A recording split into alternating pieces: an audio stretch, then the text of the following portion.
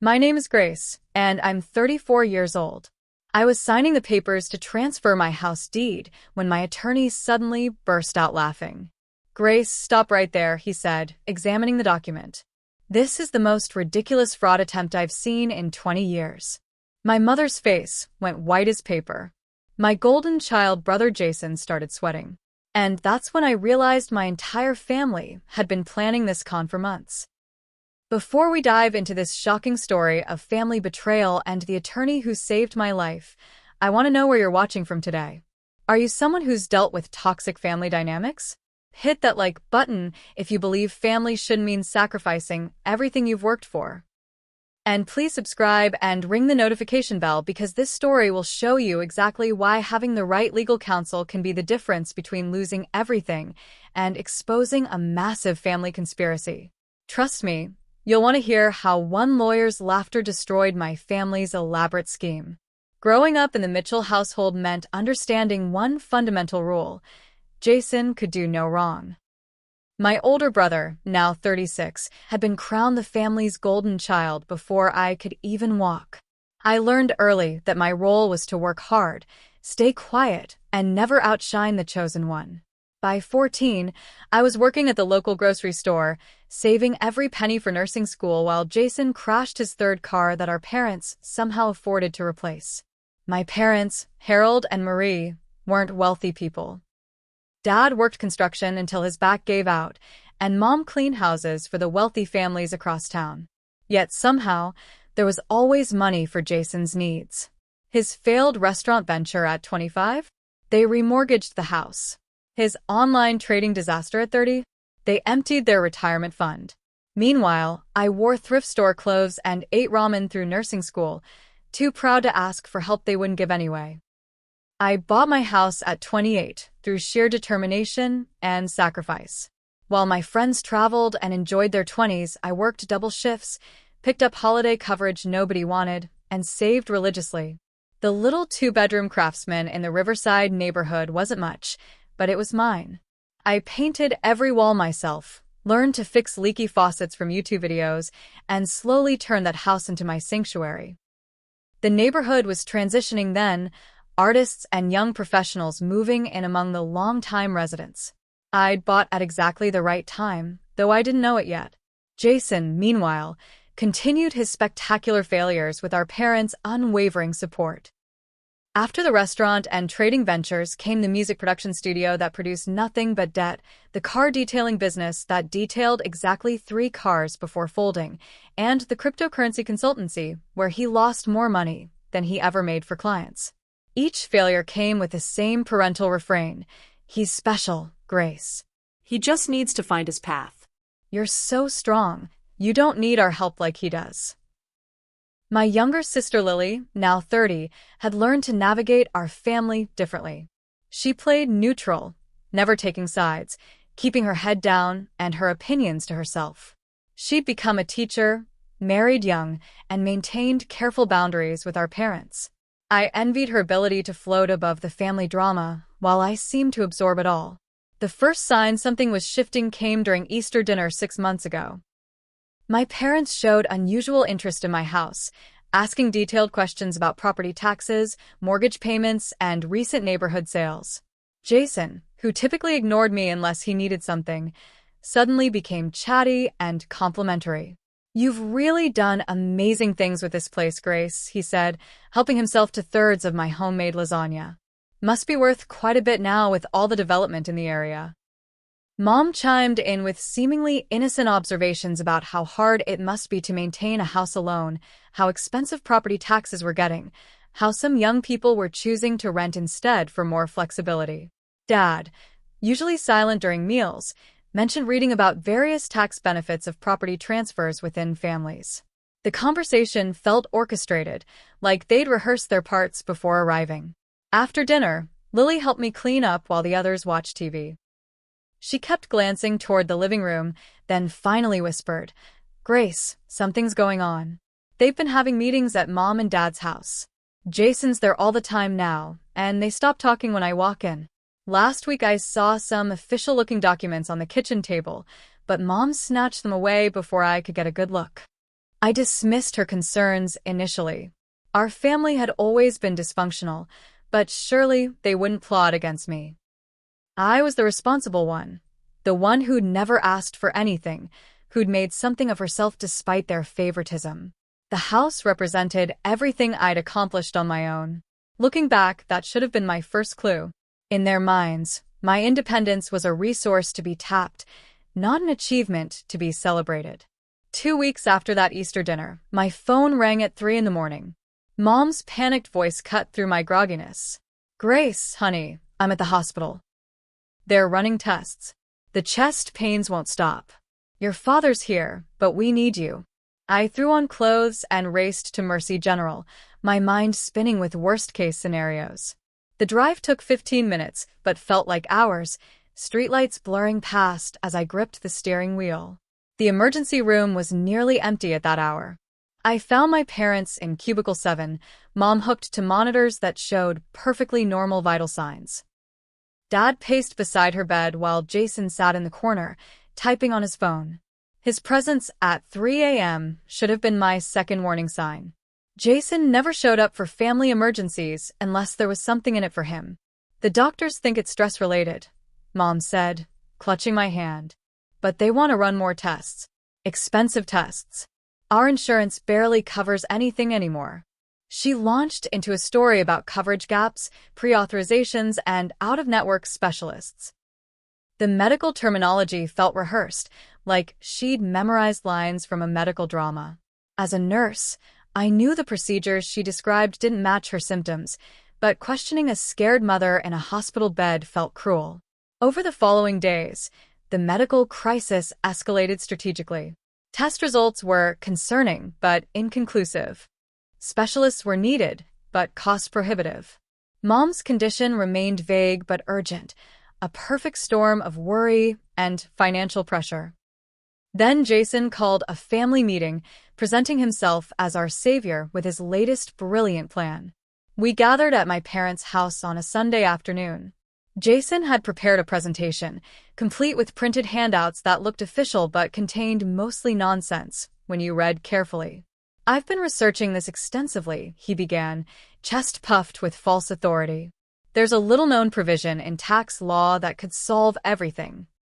If Grace temporarily transfers her property deed to me, we can leverage certain medical hardship exemptions and insurance loopholes that only apply to primary homeowners with dependents." The room went silent. I stared at my brother, waiting for the punchline to this absurd joke. When none came, I found my voice. "You want me to sign over my house? The house I bought myself, that I've spent 6 years paying for and improving." "Temporarily," Jason emphasized, sliding documents across the table. "It's just paperwork, Grace. You'd still live there. Nothing would change except we'd save thousands on Mom's treatment and qualify for programs that could cover everything. I've consulted with experts. This is completely legal and commonly done in families facing medical crises." Mom's eyes welled with tears on cue. "I don't want to be a burden, Grace. If there was any other way." "But the doctors say, without proper treatment." She trailed off, hand pressed to her chest in a gesture I'd seen her practice in the mirror when she thought no one was watching. The pressure campaign began immediately. Every concern I raised was met with emotional manipulation. "Don't you love your mother?" became their rallying cry. "Family comes first, and Jason knows about these financial things," were repeated until they sounded like hypnotic suggestions. Dad, who'd been neutral territory in family disputes my entire life, suddenly became Jason's strongest advocate. "Your brother's trying to help Grace. Why must you always be so difficult?" I asked to see Mom's medical records, citing my nursing background as justification for wanting to understand her condition better. The request was met with offense and accusations. How dare I doubt their word? Didn't I trust my own family? The guilt trips intensified with each passing day, but something felt fundamentally wrong about the entire situation. My suspicions crystallized the following Tuesday when I stopped by unexpectedly to bring Mom her favorite soup. She answered the door in workout clothes, clearly having forgotten her supposed cardiac condition. The living room coffee table was covered with legal documents and real estate listings. Mom's laptop was open to a medical website, but the browser history I glimpsed while she frantically closed tabs showed searches for chest pain symptoms and how to fake heart problems. What's really going on here? I demanded, but she just clutched her chest and claimed the stress of my accusation was triggering another episode. The performance might have been convincing if I hadn't spent years watching actual cardiac patients.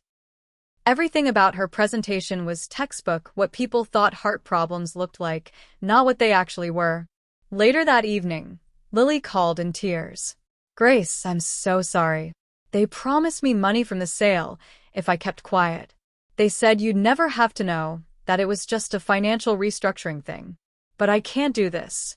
They're planning to sell your house as soon as the deed transfers. Jason owes money to some really scary people." My stomach dropped as pieces clicked into place.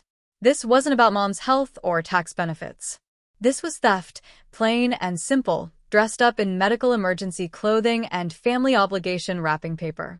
But the worst revelation came when Jason's girlfriend Brittany drunk dialed me from a bar, slurring about their upcoming Vegas trip after the deal goes through, and how Jason promised her a shopping spree with his inheritance.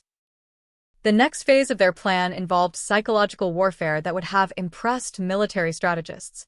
My phone rang constantly, each family member taking shifts in the harassment rotation. Morning calls came from Mom, tearful and guilt-laden. "I couldn't sleep all night thinking about dying without seeing you children settled. If something happens to me because we couldn't afford proper treatment, could you live with yourself?" Afternoon belonged to Dad, his messages growing increasingly aggressive. "Your selfishness is tearing this family apart, Grace. One simple signature could solve everything, but you'd rather watch your mother suffer." Evenings were Jason's domain, his calls alternating between fake concern and barely concealed threats. "Grace, people are talking about how you're letting Mom deteriorate while sitting on a gold mine.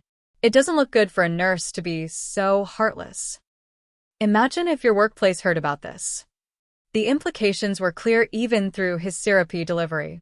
The campaign expanded beyond phone calls when Jason showed up at Valley Medical Center during my lunch break.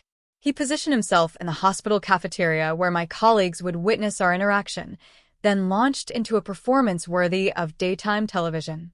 "Please, Grace," he said loudly enough for nearby tables to hear, "Mom's getting worse. The specialists say time is running out. All we need is your signature on some papers. Why won't you help our dying mother?" Several coworkers glanced our way with concern and curiosity. Jason had calculated perfectly, knowing I valued my professional reputation above almost everything. Causing a scene at work violated every principle I held about keeping personal drama out of the workplace. I guided him outside, where he dropped the grieving son act immediately. "Just sign the papers, Grace. This doesn't have to get uglier." But uglier it got. Within days, neighbors began mentioning awkward encounters with my parents. Mrs. Chun from next door asked if everything was okay, saying my mother had been crying in the grocery store about her heartless daughter who cared more about property than family.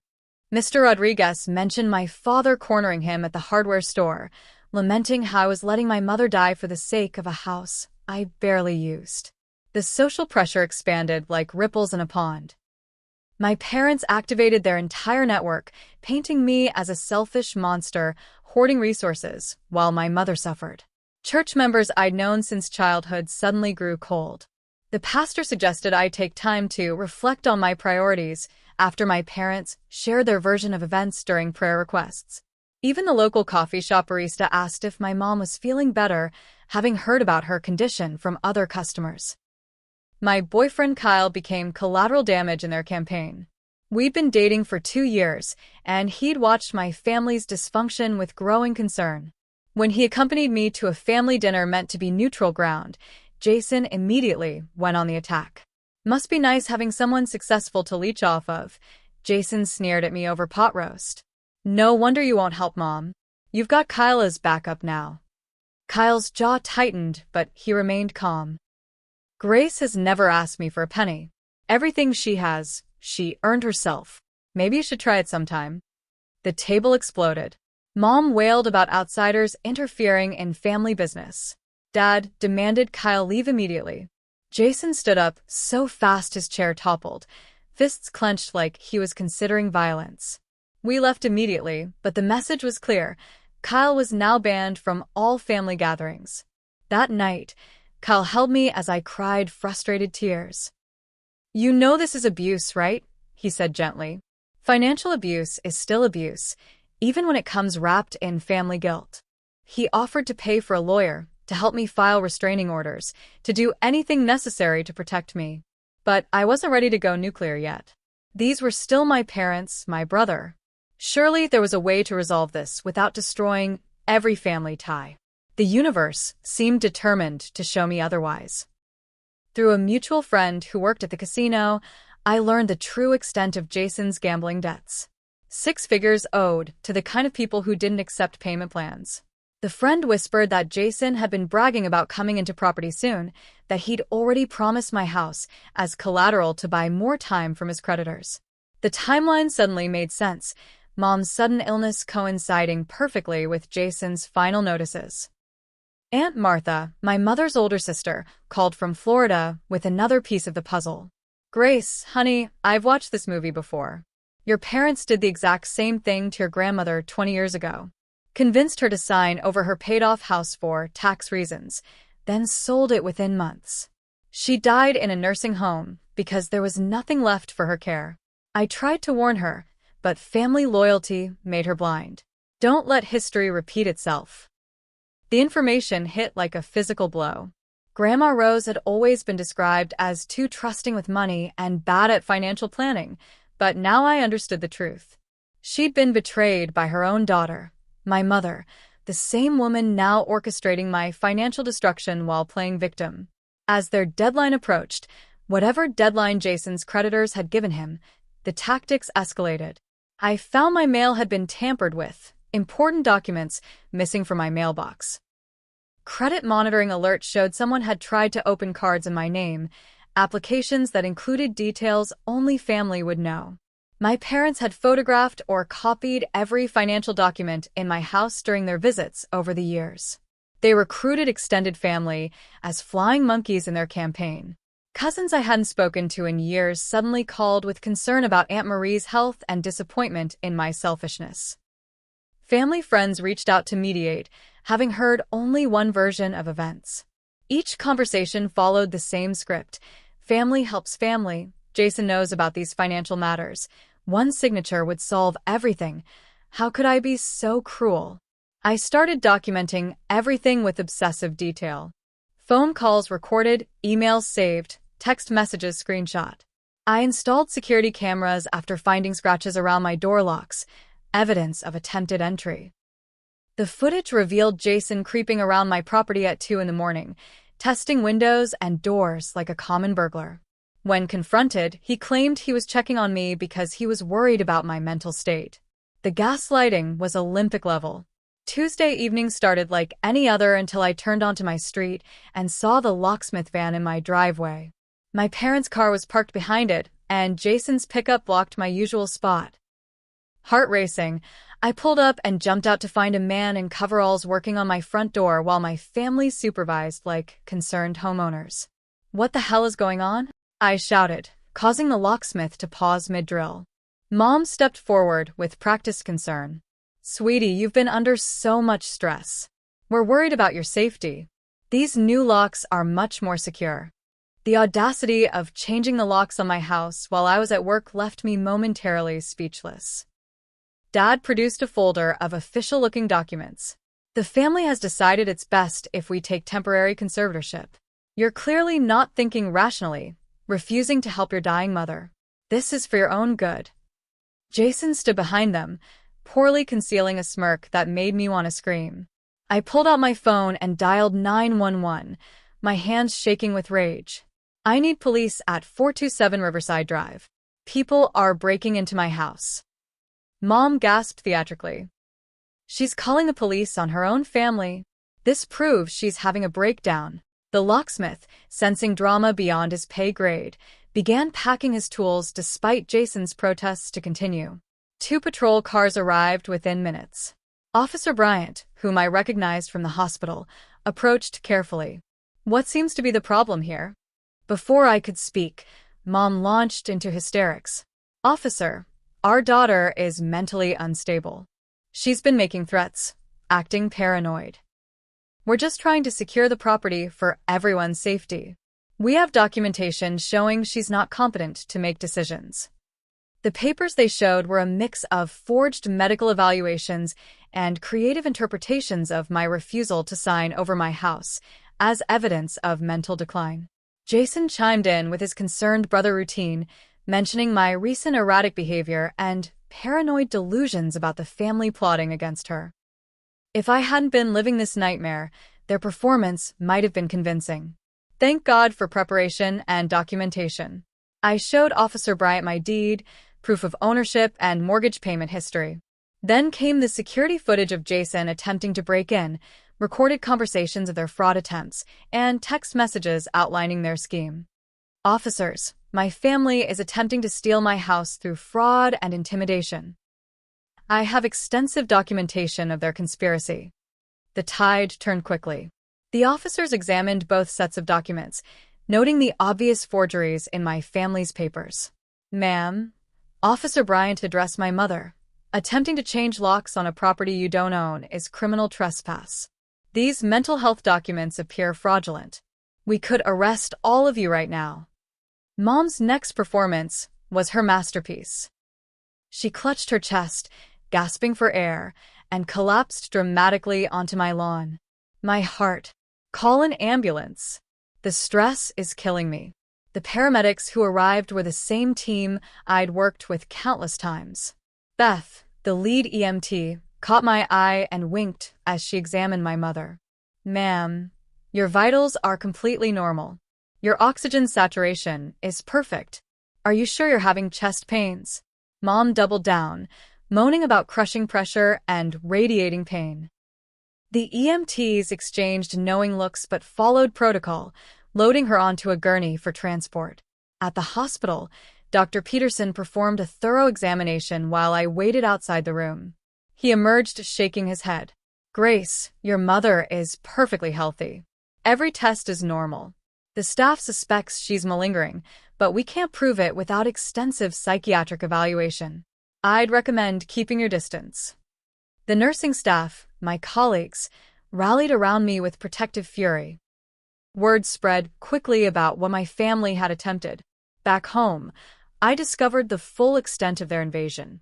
My spare key was missing from its hiding spot.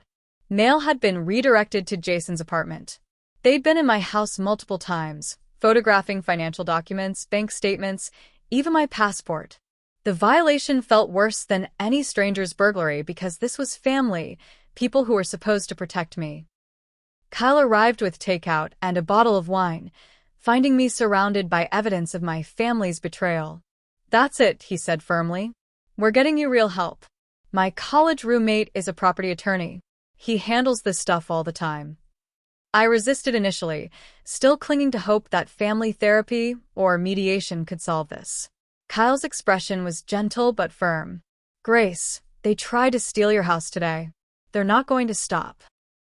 The breaking point came when my credit monitoring app exploded with alerts. 3 new credit cards opened in my name, all maxed out within hours at casinos and luxury retailers. A loan application for $50,000 against my house was processing. Someone had used my social security number and mother's maiden name to access accounts I'd forgotten existed. The identity theft was professional level, using information gathered over years of family access.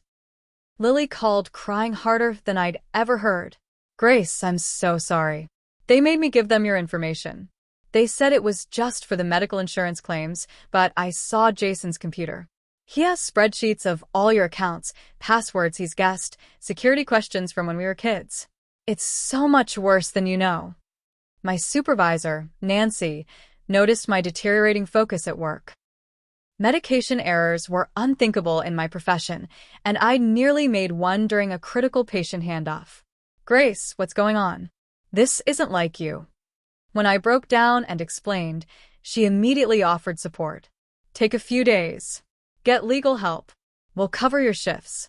And if you need documentation for any legal proceedings, HR will provide everything. I discovered Jason's attempted break-in had been more successful than the cameras revealed. Small items were missing, nothing valuable enough to notice immediately, but personal enough to hurt. Grandma Rose's ring from my jewelry box, the spare car key from my kitchen drawer, my backup external hard drive with years of photos and documents. Each violation cut deeper than the last. Mom's fake recovery was announced through flying monkey cousins. Apparently, the experimental treatment Jason had arranged was working miracles, but more funds were desperately needed. Churches were taking up collections. A GoFundMe page appeared with my mother's pitiful story, and somehow my house was mentioned as a potential solution if only her heartless daughter would cooperate. The scam was going public, expanding beyond family to defraud kind strangers. The final straw came when I found Jason in my backyard at dusk, bold as brass, showing the property to a rough-looking man I didn't recognize. Yeah, it'll be mine within the week, Jason was saying. Clean title, no liens. Your boys can have their money by month's end. They were already negotiating the sale of my home while I still lived in it. I confronted them with Kyle's baseball bat in hand, not trusting what might happen without a weapon. The stranger looked me up and down dismissively. This the sister? Jason said you were being difficult. That's unfortunate. The implied threat in his tone made my blood run cold. These weren't just gambling debts. Jason had gotten involved with genuinely dangerous people, and he was willing to sacrifice me to save himself. After they left, I finally accepted what Kyle and Lily had been telling me. This wasn't a family dispute anymore. This was organized crime, fraud, and conspiracy. I needed professional help before I lost everything, or worse. The call to Attorney Mitchell's office was the hardest I'd ever made, admitting my family was willing to destroy me for money. But as his assistant scheduled an emergency consultation, I felt the first spark of hope in weeks.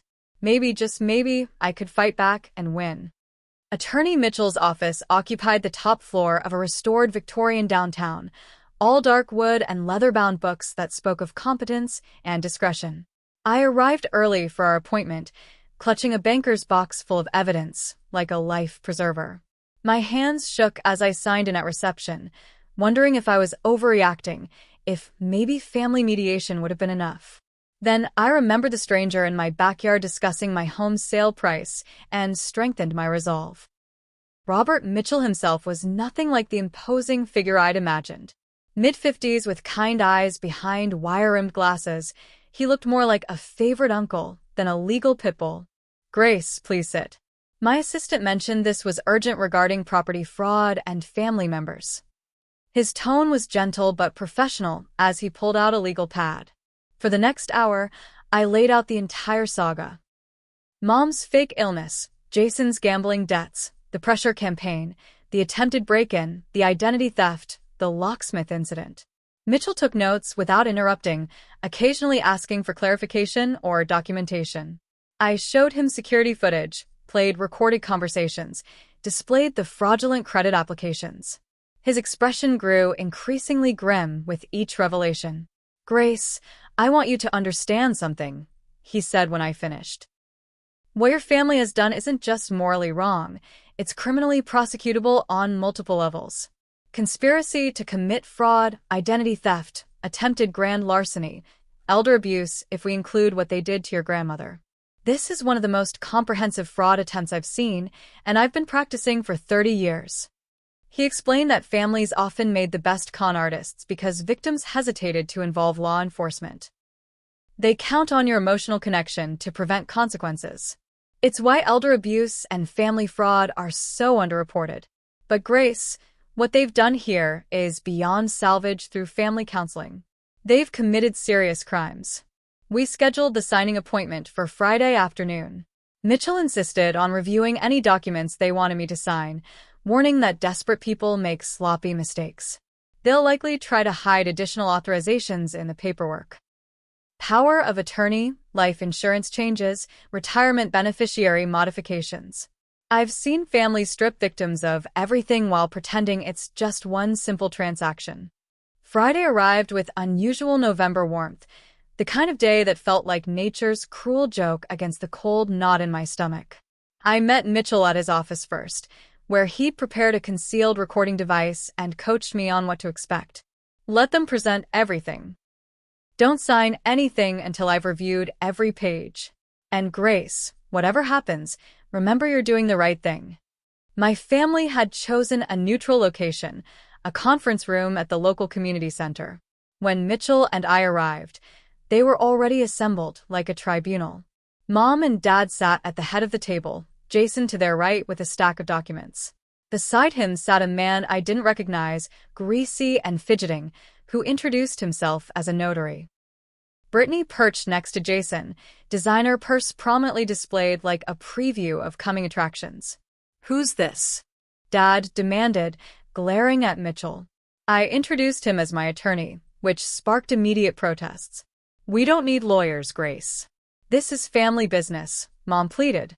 You're making everything so complicated. Jason's face flushed red. This is exactly the paranoid behavior we've been worried about. Normal people don't bring lawyers to family meetings.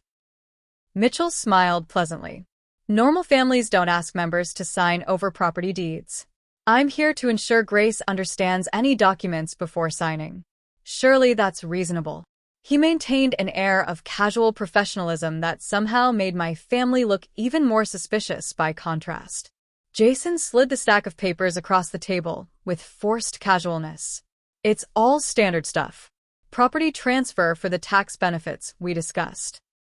Medical power of attorney so we can handle Mom's treatment. Just formalities. His hand trembled slightly as he pushed the documents forward, sweat beading on his forehead despite the air conditioning. Mitchell picked up the stack and began reading with methodical precision.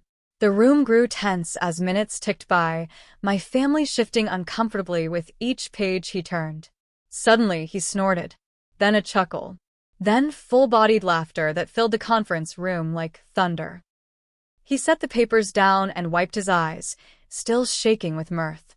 I apologize, he said, composing himself. But in 30 years of practice, this is the most incompetent fraud attempt I've ever seen. Who prepared these documents? His tone shifted from amused to laser-focused prosecutor. Jason stammered about consulting experts and online resources. The notary shrank in his chair, suddenly very interested in the ceiling tiles. Mitchell spread the papers out like evidence in a courtroom drama. Let me explain what you've actually asked Grace to sign. First, this isn't a temporary transfer. Page 4, subsection C grants Jason full ownership with no reversionary clause. Grace would have no legal claim to her property once signed. Mom's face went pale, but Jason said, Second, Mitchell continued, warming to his theme, this power of attorney isn't limited to medical decisions. It grants Jason complete control over all financial accounts, retirement funds, even the ability to take out loans in Grace's name. Essentially, she'd become his financial puppet. Dad's mouth opened and closed like a fish out of water. Third, hidden on page 12 is a life insurance assignment. Grace's policies would be transferred to Jason as both owner and beneficiary. Combined with the medical power of attorney, that creates a rather disturbing situation. The implication hung heavy in the air. Even Brittany looked shocked, scooting her chair away from Jason. Fourth, there's a bankruptcy declaration prepared for Grace's signature, predated by 6 months. Filing this would destroy her credit while conveniently explaining why her assets needed to be transferred to family members. Mitchell's voice dripped with professional disdain. And finally, my personal favorite, a confession of mental incompetence citing specific incidents that happened before the document was supposedly created. Time travel is many things, but it's not legally binding. He tossed the papers back toward Jason with contempt. The room erupted. Mom turned on Jason with fury I'd never seen before. You said this was legal. You said you'd researched everything. We trusted you.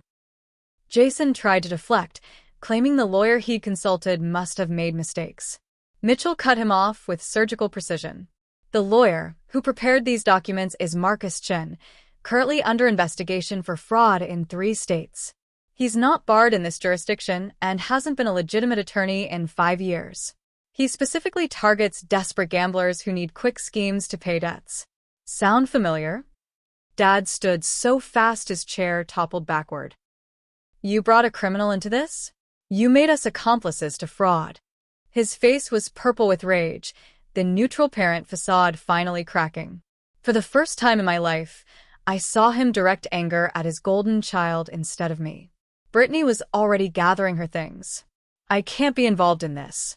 Jason, you said everything was above board. You promised. She practically ran from the room, fake designer heels clicking on linoleum. The notary mumbled about having another appointment and scurried after her, probably grateful to escape before someone remembered his willing participation. Mitchell pulled out his phone with theatrical timing. Detective Morrison? Yes, it's Robert Mitchell. I'm at the community center with a client, and we've just uncovered a significant fraud attempt. Could you send someone over? The color drained from Jason's face as he realized the implications. This wasn't family drama anymore. This was criminal investigation territory. Wait, Jason pleaded. We can work this out. Grace, tell him to stop. We're family. The irony of him invoking family bonds while holding fraudulent documents intended to rob me blind wasn't lost on anyone. I found my voice, steady and clear. Family doesn't try to steal everything I've worked for. Family doesn't forge documents or hire fake lawyers. You made this criminal, not me. Mom's tears were real this time as the magnitude of their situation became clear. Grace, please. We didn't know. Jason told us it was all legal. We just wanted to help with my medical bills. Mitchell interrupted gently, but firmly. Ma'am, there are no medical bills. We've verified with the hospital. Your insurance covered the minimal testing done for your theatrical emergency visits. This was never about healthcare. The revelation hit my parents like a physical blow. They'd been so eager to believe Jason's scheme, so ready to sacrifice me for their golden child, that they'd never verified the basic premise. Dad sank into his chair, suddenly looking every one of his 70 years. We mortgaged the house again for your debts, he told Jason in a broken voice. Gave you our retirement savings. And you used us to try to rob your sister? Jason's mask finally slipped completely. I owe money to people who don't accept payment plans. They were going to kill me. Grace has a house she barely uses while I'm facing death threats. How is that fair? The entitlement was breathtaking. In his mind, my assets were family property he deserved access to, while his debts were personal problems requiring extreme solutions. Mitchell gathered the documents carefully, preserving them as evidence. These will be turned over to the police. Grace will be filing charges for attempted fraud, conspiracy, identity theft, and harassment. Your family will need their own attorneys. He turned to my parents with something almost like pity. You should know that as co-conspirators, even unwitting ones, you face potential charges too. I suggest you cooperate fully with investigators. As sirens approached, I felt an unexpected wave of sadness wash over me. This was my family, dysfunctional and toxic as they were. The little girl in me who'd always craved their approval mourned the final death of those relationships. But the woman who'd built a life through her own determination knew this was the only possible ending. They'd force me to choose between being their victim or protecting myself. The choice, painful as it was clear. Detective Morrison arrived with 2 uniformed officers, transforming the community center conference room into a crime scene. Jason immediately attempted his concerned brother routine, but Morrison cut him off with practiced efficiency. Mr. Mitchell briefed me on the basics. We'll need statements from everyone, and those documents will be evidence. The reality of law enforcement involvement shattered any remaining family pretense. As Jason was read his rights, the full scope of his criminal activities began tumbling out like a broken dam. Faced with potential prison time, he started confessing to crimes we hadn't even discovered yet. The gambling debts were just the tip of the iceberg. He'd taken out loans using forged signatures from our parents, maxed out credit cards in their names, even sold items from their house claiming they were gifts. The golden child had been systematically robbing everyone who loved him. I had a system, he explained desperately to the detective, as if that would help. Grace was supposed to be the final score. With her house, I could pay everyone off and start fresh. It was a victimless crime. She's young and can buy another house. But these idiots had to mess up the paperwork. Even facing arrest, he couldn't accept responsibility, blaming everyone but himself. Mom's breakdown was complete and genuine this time. Learning that her precious son had been stealing from them while orchestrating the theft of my house broke something fundamental in her worldview. "We gave you everything," she whispered, staring at Jason like a stranger. "Every opportunity, every second chance. And you were robbing us the whole time?" Dad's reaction was quieter, but more devastating. He pulled out his phone and started making calls to financial institutions, discovering the true extent of Jason's betrayal. Their retirement savings were gone. The house they'd lived in for 40 years was mortgaged beyond its value. Credit cards they didn't know existed were maxed out in their names. In trying to destroy my financial future, they'd enabled the destruction of their own. The investigation expanded rapidly as Detective Morrison uncovered connection after connection. Jason's advisor, Marcus Chen, was part of a larger fraud ring targeting desperate gamblers and their families. They provided fake documents, coached perpetrators on emotional manipulation tactics, and took a percentage of successfully stolen assets. My family had been both perpetrators and victims in a larger criminal enterprise. Over the following weeks, the evidence mounted exponentially. My security cameras had captured more than just Jason's break-in attempts. They'd recorded meetings between him and known criminals, discussions of my routine and vulnerabilities, even practice runs of the locksmith scam. Digital forensics revealed he'd installed spyware on my devices during family dinners, tracking my banking activity and passwords. Other victims began emerging from the woodwork. Cousins admitted Jason had borrowed money, with sob stories about Mom's illness. Family friends revealed loans never repaid, investments in fake businesses, property scams that sounded eerily familiar. Aunt Martha flew in from Florida with boxes of evidence about the grandmother scheme, having suspected but never proven what happened to Grandma Rose's house all those years ago. The legal proceedings moved swiftly. Jason faced charges of fraud, conspiracy, identity theft, burglary, and cyberstalking. The fake lawyer Marcus Chen was arrested in a multi-state operation. The notary lost his license and faced criminal charges for knowingly participating in fraud. Even Brittany, Jason's girlfriend, was investigated for receiving stolen goods, though she cooperated fully in exchange for immunity. My parents found themselves in an impossible position. As victims of Jason's fraud, they needed to cooperate with prosecutors. But as participants in the attempt to steal my house, they faced their own criminal liability. Their lawyer, a competent professional unlike Jason's contact, negotiated a deal where they'd testify against Jason in exchange for probation and community service. The golden child they'd protected his entire life became the defendant they had to condemn to save themselves. Extended family chose sides with predictable patterns. Those who'd been Jason's victims supported me, sharing stories of loans never repaid and trust betrayed. Those who'd believed the narrative of selfish Grace and struggling Jason accused me of destroying the family. Church members who donated to the fake medical fund demanded answers. The family reputation, such as it was, lay in ruins. Lily emerged as an unexpected hero through the chaos. She'd been documenting Jason's activities for months, anticipating this collapse. Her evidence included recorded conversations where Jason explicitly planned the fraud, emails outlining the fake medical emergency, even video of him practicing his concerned brother act. "I knew it would end badly," she told me over coffee.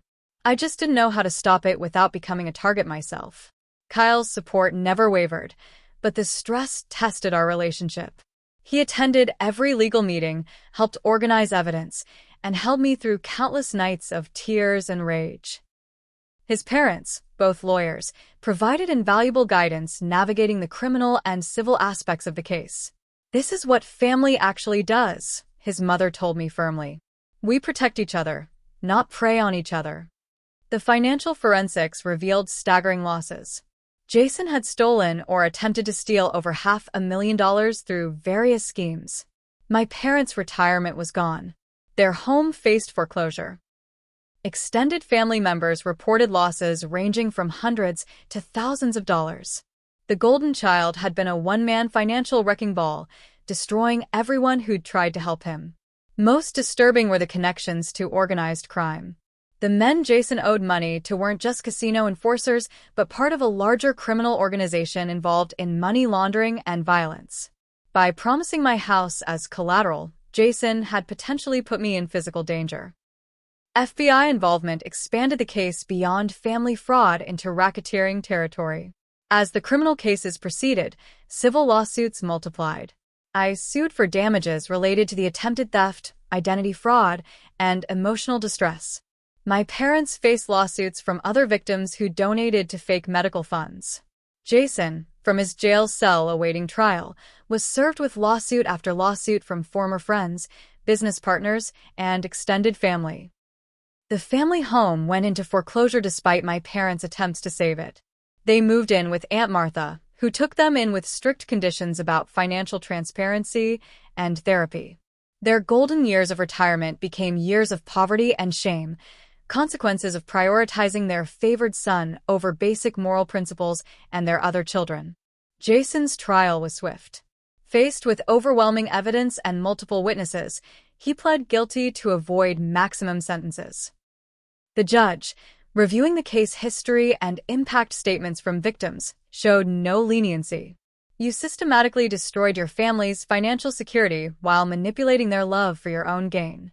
This court sentences you to 8 years in federal prison, followed by 5 years probation and mandatory restitution to all victims."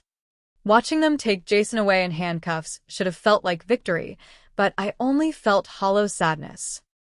This wasn't the ending anyone wanted, just the inevitable conclusion of years of enabled entitlement meeting desperate circumstances. The golden child who could do no wrong finally faced consequences, but the price of that reckoning was the complete destruction of our family.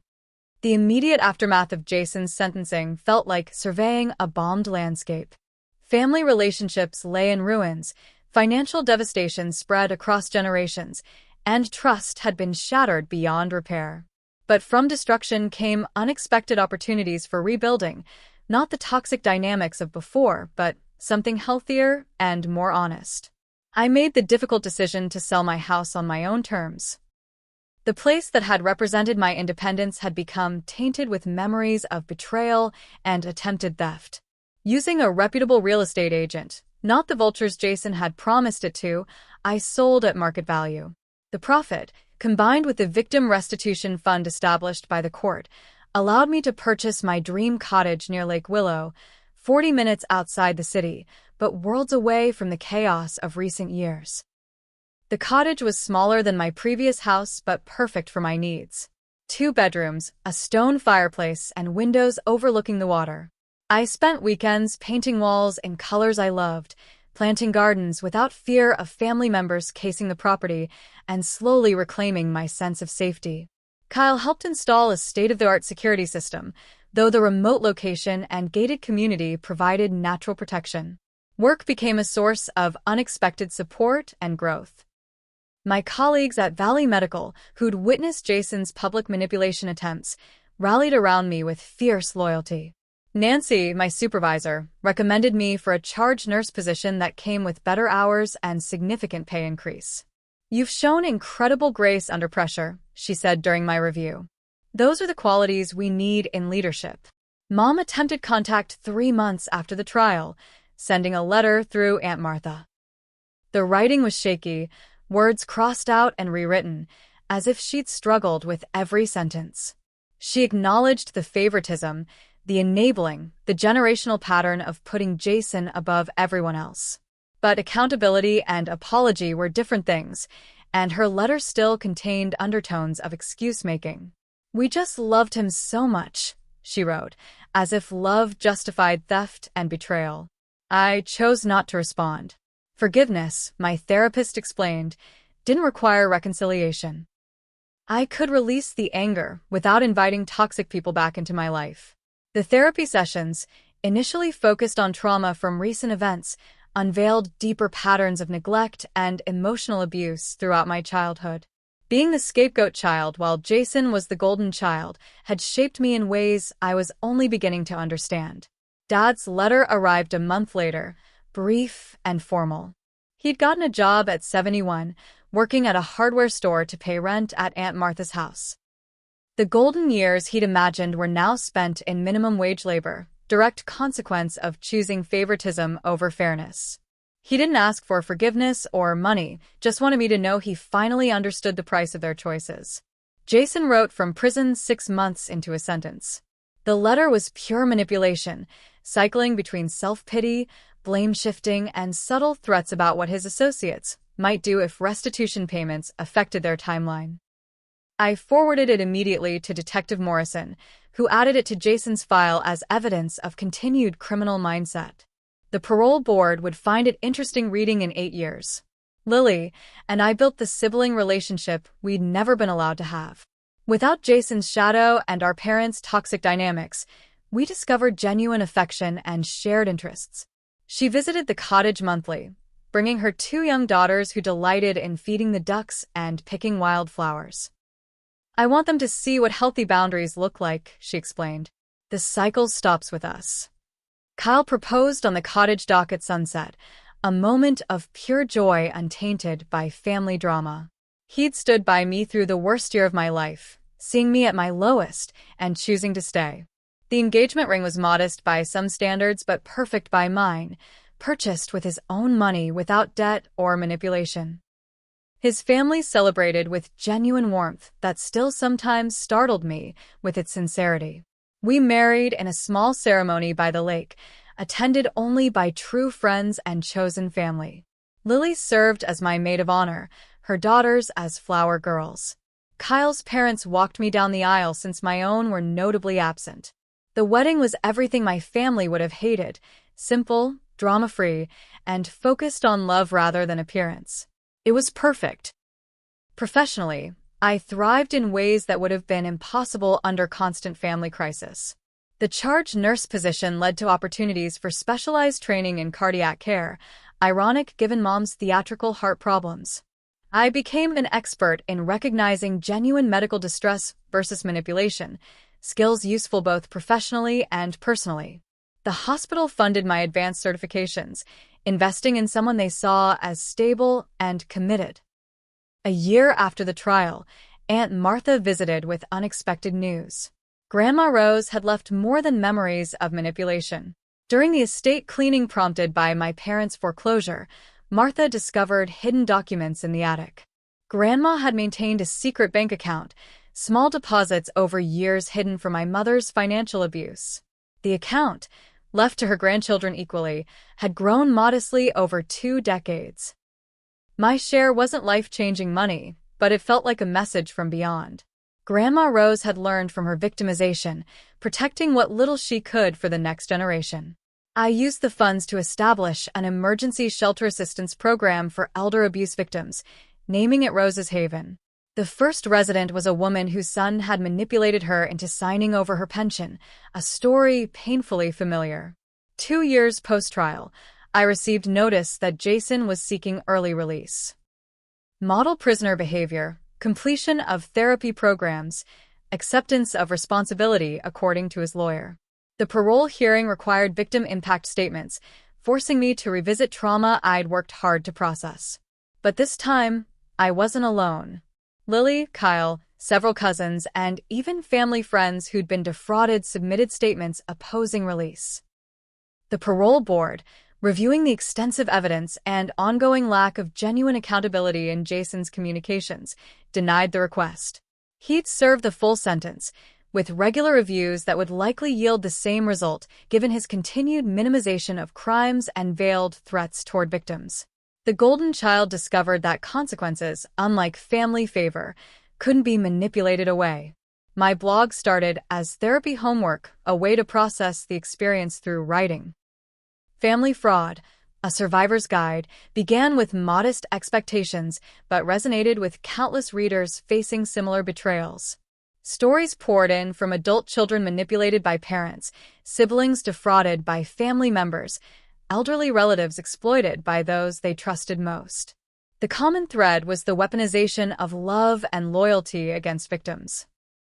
The blog evolved into a resource hub, offering practical advice on recognizing manipulation tactics, securing financial documents, and finding legal help.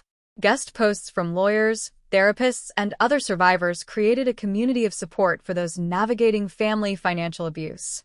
Monthly readership grew to thousands, each story a reminder that I wasn't alone in this experience. Speaking engagements followed, though public speaking terrified me initially. But standing before rooms of survivors and potential victims, sharing how Attorney Mitchell's laughter had saved my home and possibly my life, felt like turning poison into medicine. Every person who recognized red flags earlier because of my story was a victory against the cycle of family fraud. 5 years after that horrible day in the conference room, my life looked nothing like what I'd imagined. The cottage by the lake hosted dinner parties with chosen family who showed up without agendas. My marriage to Kyle was partnership in its truest form, built on respect rather than manipulation. The charge nurse position had evolved into nursing education, teaching new graduates both medical skills and life wisdom. I'd lost the family I was born into, but gained something infinitely more valuable. True relationships based on mutual respect, professional success earned through merit rather than connections, and most importantly, freedom from the toxic dynamics that had defined my first 3 decades. The little girl who worked from age 14 to escape her family had become a woman who chose her own path. Jason would be released eventually, probably returning to the same patterns with new victims. My parents lived quietly with Aunt Martha, their golden years tarnished by choices that prioritized favoritism over fairness. The family gatherings that once filled me with dread now simply didn't include me, an absence that felt like peace rather than loss. Some bridges, once burned, illuminate the path forward rather than beckoning backward. The profound lesson from this journey wasn't about the importance of family, as people often claimed. It was about recognizing that sharing DNA doesn't grant anyone the right to destroy your life. Real love doesn't demand sacrifice of security and future for someone else's greed. True family doesn't ask you to sign away your achievements to fund their failures. Sometimes the greatest act of self-love is refusing to be victimized by those who claim to love you most. My story ended not with reconciliation or forgiveness in the traditional sense, but with something better: freedom. Freedom from guilt, from manipulation, from the exhausting dynamics of being the responsible one in an irresponsible family. The cottage by the lake represented more than property ownership. It was proof that survival was possible, that building a life of authenticity meant sometimes leaving blood relatives behind to find your actual family. Attorney Mitchell and I still exchange Christmas cards. His laughter that day, recognizing incompetent fraud for what it was, had saved more than my house. It saved me from a lifetime of victimization disguised as family obligation. Sometimes angels come in unexpected forms, like lawyers who laugh at the right moment and prosecutors who see through manipulation to find truth. If this story resonated with you, if you've faced similar betrayals from those who should protect you, please share your experiences in the comments below. Your story might be the warning someone else needs to recognize their own toxic family dynamics. Did you catch the red flags early in my story that I missed while living it? What would you have done differently when the family pressure started? Please hit that like button if you believe that real family respects boundaries and celebrates your success instead of trying to steal it. Subscribe to our channel and ring the notification bell because every week we share real stories of survival, betrayal, and ultimately triumph. These aren't just entertainment. They're roadmaps for recognizing and escaping manipulation before it's too late. Share this video with anyone who needs to hear that it's okay to protect yourself from family members who see your success as their opportunity. Sometimes the most loving thing you can do is refuse to enable someone's destructive behavior, even when they're family, especially when they're family. Thank you for listening to my story. May you always have the strength to recognize manipulation disguised as love, the wisdom to seek help when facing betrayal, and the courage to choose your own well-being over toxic family loyalty. Remember, you didn't break the family by refusing to be victimized. They broke at the moment they decided your life was worth less than their schemes. Stay strong, protect yourselves, and never apologize for refusing to sign your life away.